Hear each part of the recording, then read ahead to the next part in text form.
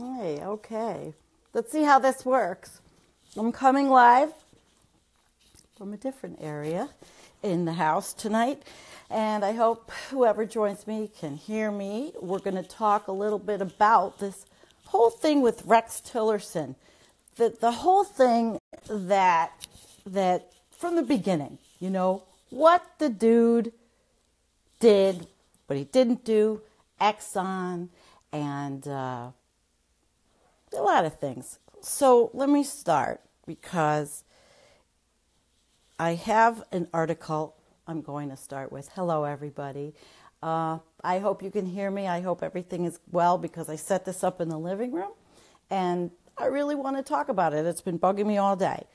I'm sure you want to know real quick. My husband's still in the hospital and he worked himself up into a little whatever he did, and he's not coming home till tomorrow. So I decided to work on this today.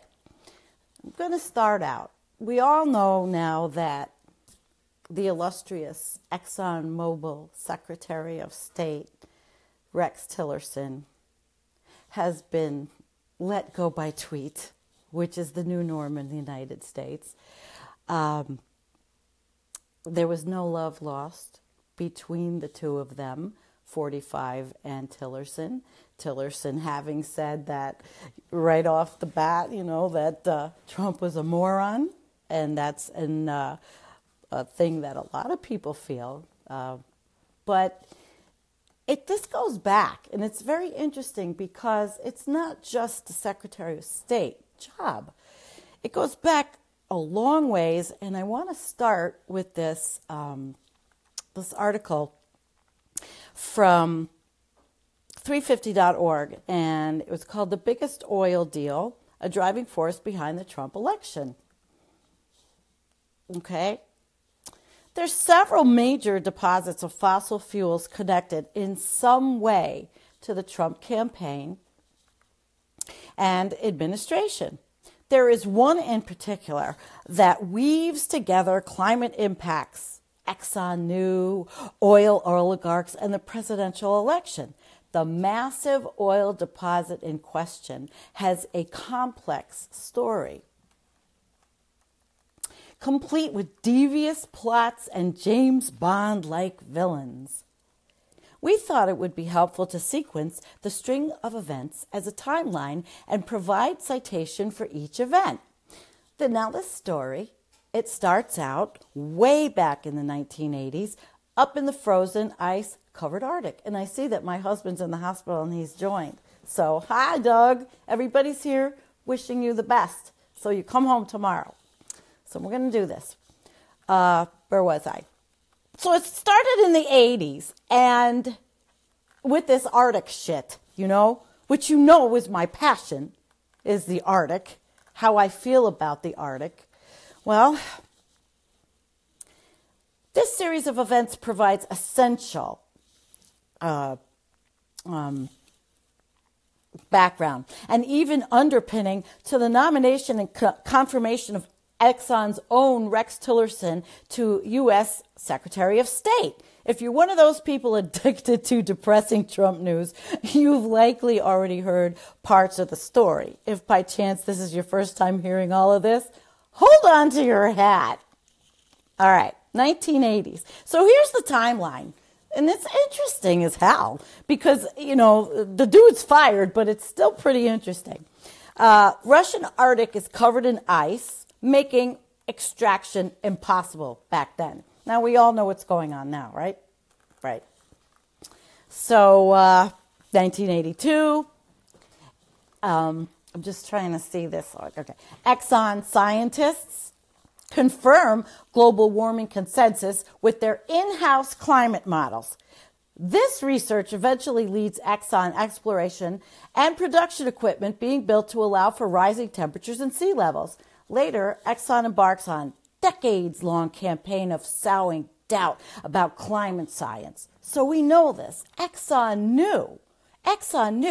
So in the early 2000s, the average global temperatures are rising, and the Arctic ice has shrunk enough for serious oil and gas exploration. So this is what they cared about. They cared about what happened this year. They cared about getting that tanker through the Arctic. They've been chomping at the bit and waiting for this to happen they didn't have an icebreaker. So since the early 2000s, Exxon knew this was happening. Rosnef knew this was happening. April 2012, the world's largest oil company, Exxon, and the world's top oil producing nation, Russia, finalized a deal to drill in the Russian Arctic. Exxon and the Russian state oil company Rosneft signed a $500 billion oil exploration partnership focused on the Russian Arctic deposits, which they just could not wait to get their greedy little hands on. Now today, it says Exxon has more drilling rights measured in acres in Russia than any other country. Any other country. Exxon has the right to drill 63.7 million acres in Russia, 14 million acres in the U.S., and 6.9 million acres in Canada. If drilling rights is any indicator of asset value, Russian accessibility is wildly important to Exxon. Now, I'm not pushing any Russian narrative here. I'm giving you some truths. And I believe they're truths because I've been researching this in other areas, but I thought this was a pretty good timeline. So, June 2013, CEO of Exxon, Rex Tillerson, receives the highest Russian state honor possible for a foreigner, the Order of Friendship Medal, from Russian President Vladimir Putin himself. Okay? Did you know Putin is the richest man in the world by far? And this was written in 2017.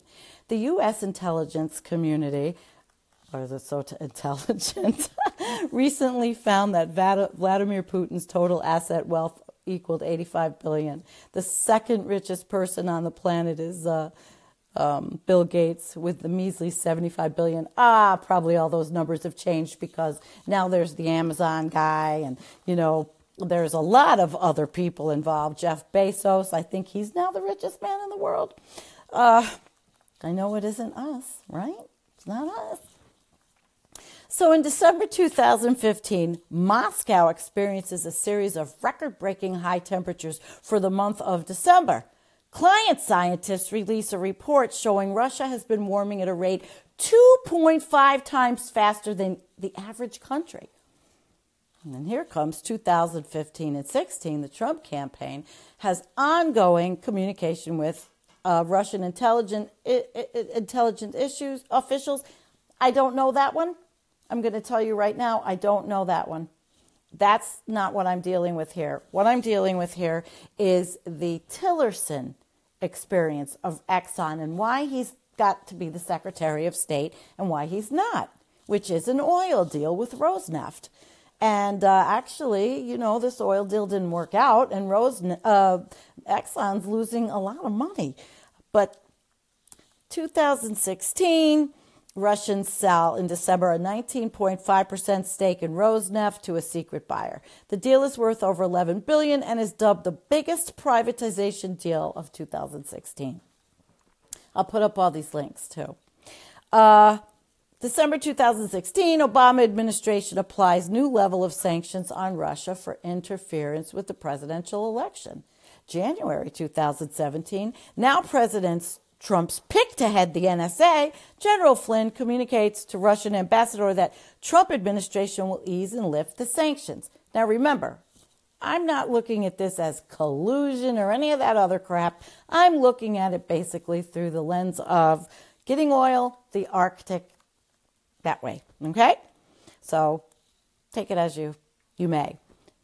But in February of 2017, Rex Tillerson's confirmed as Secretary of State in the United States. Trump signs a repeal of transparency rule for oil companies that would have required energy companies to disclose their payments to foreign governments. Now, oil companies like ExxonMobil, they won't have to disclose the payments they make to foreign governments. February 2017, National Security Advisor General Flynn resigns after it was revealed that he lied to the vice president and other top White House officials about his conversations with the Russian ambassador. Now, if there is anything, it's all for money, and it's all for fossil fuels, and it's all to, to destroy the Arctic. That's my thing. March 17, in 2017, the Arctic is covered with the lowest level of ice in recorded history. And we watch that. We watch the Arctic like hawks.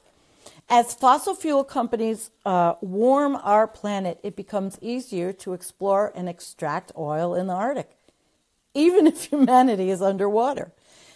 This story is obviously still unfolding. As former Exxon CEO and Russian dealmaker Rex Tillerson drives our foreign policy, we all must keep an eye on one of the world's largest carbon deposits, the Russian Arctic. Hundreds of billions of dollars at stake, because that's what they deal with, money. Well, this article, I'm done with it. I have a couple of little things we're going to go through. This article from 2012 was actually talking about, back then, this $500 billion deal. It was talking about it way back then.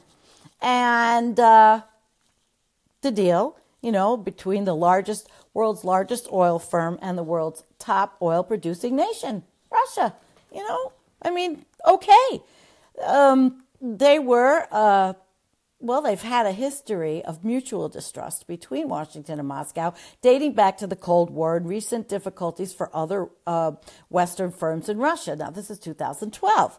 Experts say that this project, in terms of its ambitions, exceeds sending man into outer space or flying to the moon. Russian Deputy Prime Minister Igor Sechin, a key architect of the partnership, told a briefing for analysts in New York. So that's 2012. So guess what?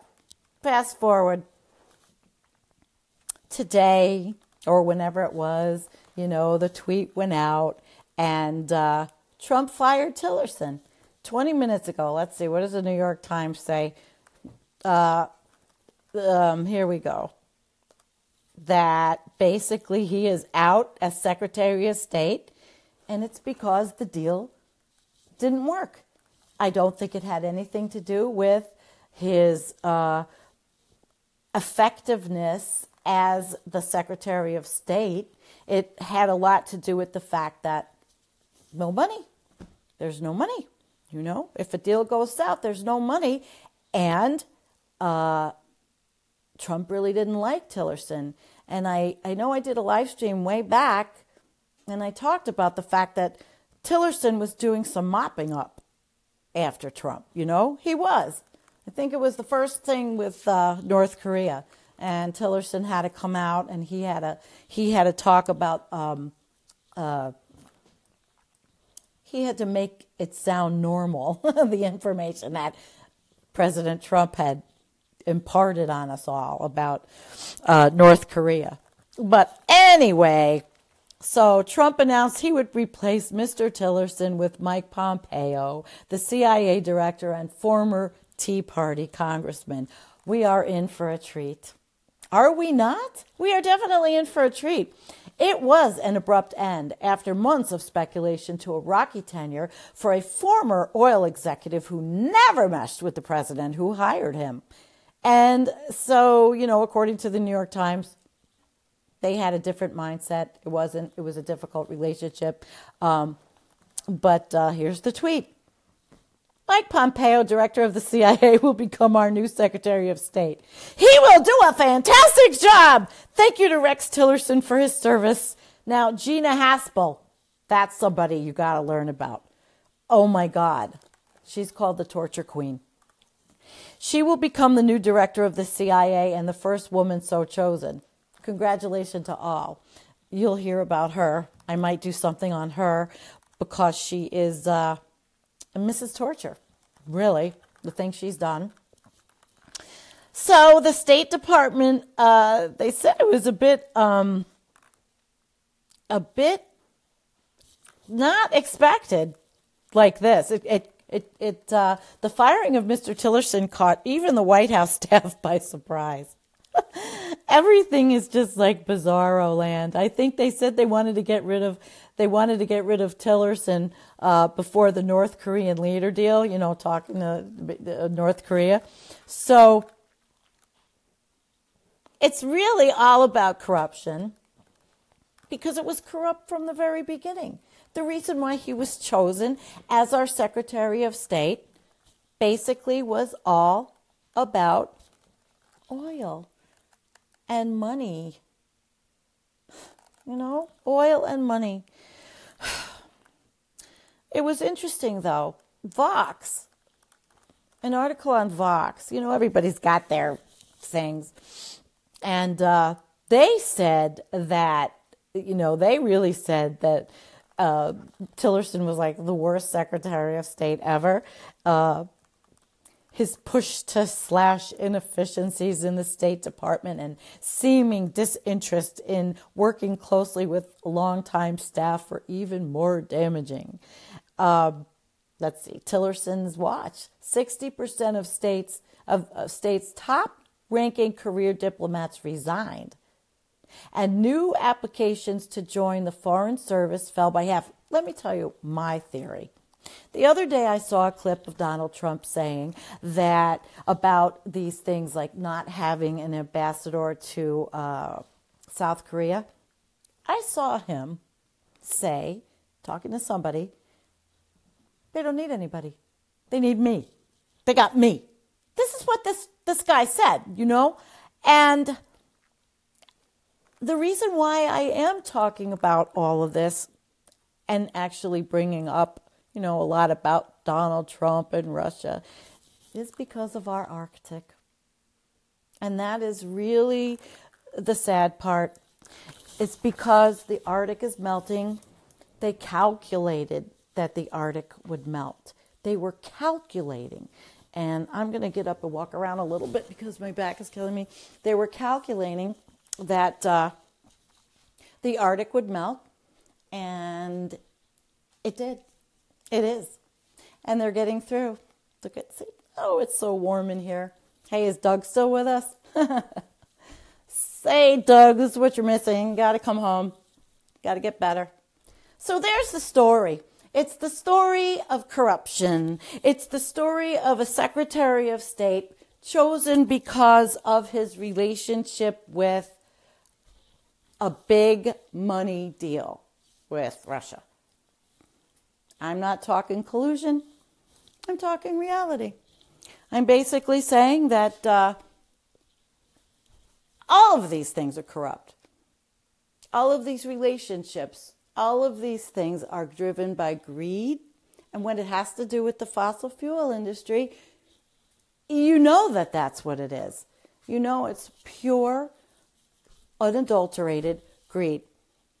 So let's see what this next Secretary of State brings on, I did have one train of thought before I leave you guys.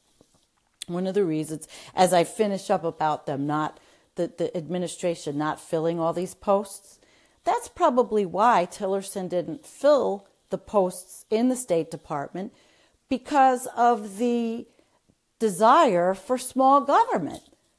I don't think that these people in charge of our country, these people in charge of our country, I don't think they want to hire these positions.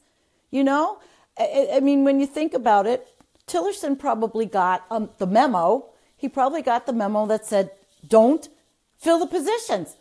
Because if you fill the positions, then it's bigger government. We don't want that. They don't want to spend money. They want to be all about austerity.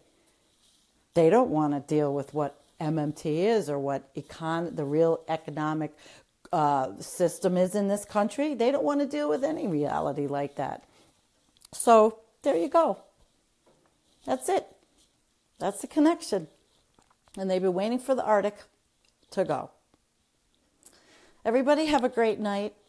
Doug, if you're with me, thanks for coming and watching my live stream since I just left you a couple hours ago. I hope you're feeling better. And I love you. And everybody else, thank you for being with me. I really can't read the comments tonight because I'm not on the other software program. I mean, through with my laptop, obviously, because it's not back yet. So I'm going to get warm, and I have enough wood. See, I'm going to show you. I have enough wood for the night, and I have my warm stove, and I have one of my little kitties. So, there you go. Peace, everybody. Good night.